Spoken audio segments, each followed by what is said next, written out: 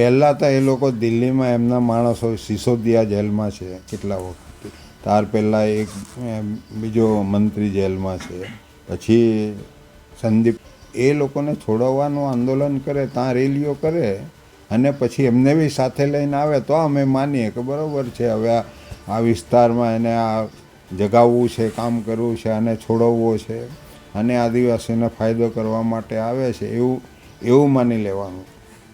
પણ એ બંને જે મુખ્યમંત્રી આવ્યા છે, પંજાબના મુખ્યમંત્રી ભગવંત માન અને અરવિંદ કેજરીવાલ દિલ્હીના મુખ્યમંત્રી, એ બંને આવી રહ્યા છે ને, એમનું એવું કહેવું છે કે જે આદિવાસીનો એક છોકરો ધારાસભ્ય બન્યો અને એને જે સરકાર છે, ગુજરાતની સરકાર હેરાન પરેશાન કરે છે, એ સાચો અવાજ ઉઠાવે છે અને આદિવાસીઓના હિતમાં અને આદિવાસી નેતાના સમર્થનમાં તેઓ સભા કરવા આવે છે.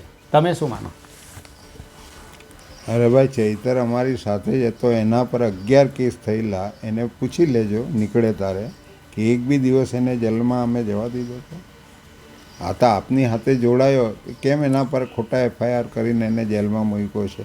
આજે જામીન નહીં આપે કોઈ કોર્ટવાળા, શું કારણ છે? મારે શું કારણ છે?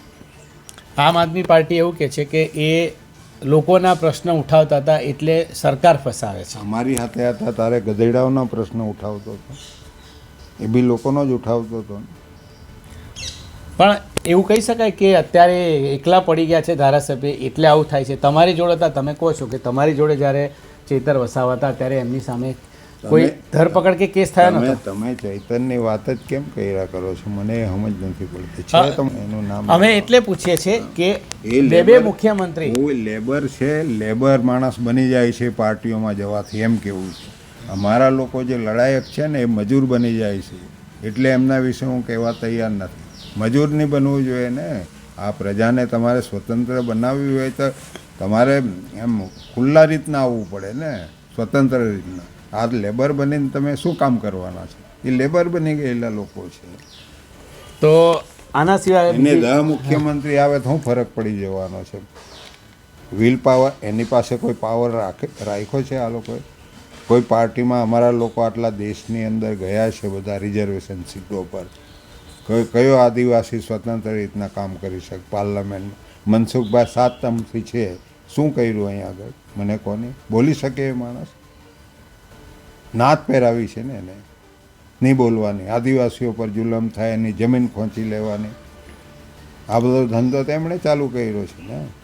1948ની અંદર ત્યાં છત્તીસગઢમાં કેટલા આદિવાસીઓને માર નાખેલા ખબર છે? 50,000 લોકો ત્યાં ભેગા, 30,000ને ગોળીબાર કરેલો. કોણ હતા એ?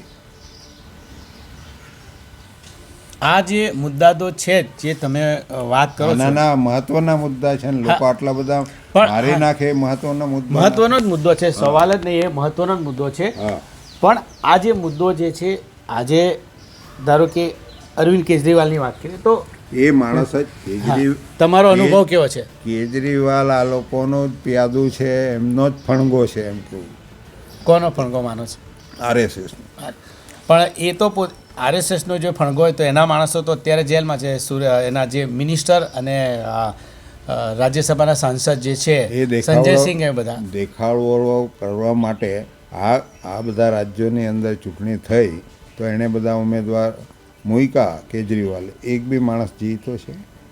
ગુજરાતમાં 5 જીતા. એ તો ભાજપને જીતાડવા માટે એના વોટ તોડવા માટે ઊભા રાખે છે ને. કોના વોટ તોડવા માટે?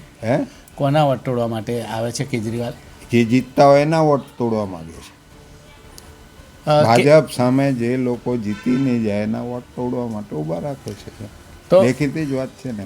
વિધાનસભાની ચૂંટણીમાં કેજરીવાલની આવ્યા હતા, હવે લોકસભા પહેલાં પણ આવે છે. કશું બનવાનું નથી, ભાજપ જ જીતવાનું છે. એ સેટિંગ જે છે ને એના લીધે જીતશે. બેલેટથી ચૂંટણી કરે તો ભાજપનો બી નહીં જીતે ને આપનો બી નહીં જીતે. આ તમને તો તમારો સીધો આક્ષેપ EVM પર છે કે EVMમાં સેટિંગ થાય છે? બધા પર. EVM આ લોકો છે એટલે EVM છે.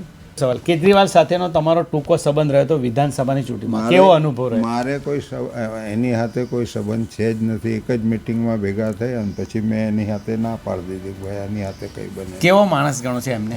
કેવા માણસ ગણો છે એમને? સૌથી નાલાયક. ભાજપ કરતાં કે ભાજપથી વધારે? ભાજપ કરતાં બી વધારે નાલાયક બનશે એ માણસ. મારા ભરૂચ લોકસભા મત વિસ્તારમાં નેત્રંગ મુકામે 7 તારીખે દિલ્હીના મુખ્યમંત્રી પંજાબના મુખ્યમંત્રી એ આવી રહ્યા છે. આજે એમના બીજા ગુજરાતના નેતાઓ પણ આવશે અને તે ડેડિયાપાડાના ધારાસભ્ય ચૈતરભાઈ વસાવા કે જેઓ વનકર્મીઓને મારવાના મુદ્દે આજે પોલીસ ફરિયાદ થયેલી છે ને આજે જેલમાં છે, તો એના સમર્થનમાં આ લોકો આવી રહ્યા છે. આ એકમાત્ર ને માત્ર પ્રજાને ગેરમાર્ગે દોરવાનો આમનો કાર્યક્રમ છે. જે વ્યક્તિ જેલમાં હોય એને છોડવા માટે કાનૂની પ્રક્રિયા કરવી પડે. કાનૂની પ્રક્રિયા વગર એમાં શક્તિ પ્રદર્શનથી કે કોઈ લાગવગથી એ છૂટે ના, આ જ લોકો જાણે છે. પણ સામે લોકસભા આવે છે એટલે આ એક પ્રકારનો ચૈતરભાઈ વસાવાના માધ્યમથી એક સસ્તી લોક પ્રસિદ્ધિ મેળવવા માટે ના એક એમનો પ્રચાર કરવા માટે જ આ લોકો આવી રહ્યા છે. બાકી એમના જ દિલ્હીના મંત્રીઓ આજે જેલમાં છે, રાજ્યસભાના સભ્ય એ જેલમાં છે, તો ત્યાં શક્તિ પ્રદર્શન કરીને તેમને છોડાવે ને અહીંયા ગુજરાતમાં ગુજરાતની પ્રજાને આ ગેરમાર્ગે દોરવા આવી રહ્યા છે. બંને જે આવી રહ્યા છે ત્યારે ખાસ કરીને ચેતર વસાવાના બેનર પણ તેઓ લગાડી રહ્યા છે, સાથે સાથે તેમના પરિવારને પણ મળવાના છે અને એવું કહેવું છે કે આમ આદમી પાર્ટી દ્વારા કે તેઓ ચેતર વસાવાને સમર્થન કરવા આવે છે. તમને આ વાત કેટલી સાચી લાગે છે? સ્વાભાવિક છે કે આમ આદમી પાર્ટીના ટોપના નેતા આવતા હોય અને ચૈતર વસાવા જ્યારે જેલમાં હોય તો એમના પરિવારને એ મળે એ સ્વાભાવિક છે, પરંતુ એ ચૈતર વસાવાના જે સમર્થનમાં આવે છે એ વાત બિલકુલ મને યોગ્ય લાગતી નથી. આ એક પ્રકારનો રાજકીય સ્ટન્ટ છે.